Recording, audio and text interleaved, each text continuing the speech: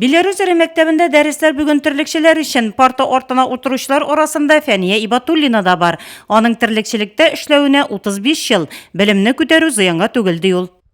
Безгә кирәк бу укулар. Компьютерный аппаратларда эшлибез, Аллага шөкер. Элекке эшләгәндәгеләр кебек түгел. Аллага шөкер, яхшы. Безнең программа 160 сәгатькә каралган. Анда инде шушы терлекчеләр буенча нинди нәрсә тиеш, барсына да без өйрәтәбез, ашату буенча инде. Моны өйрәнеп бетергән өчен алар экзамен бирәләр, шу имтихан бирәләр, имтихан тапшырганнан соң инде аларга кулларына язу бирелә. Быелдан башлап пенсия алдындагыларны гына түгел, 50 яшь тулган гражданнарны да укыта башлаганнар. Бу айда 10 кешене терлекчелек белгечлеге буенча.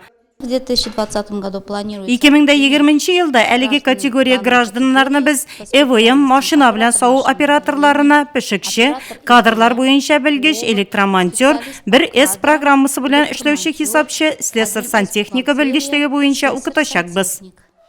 Демография милли проекты кысаларында баласы 3 яшькә кадәрле декрет ялында булган хатын-кызларга да түләүсез яңадан белем алу һәм үз квалификацияләрен күтәрү мөмкинлеге бар.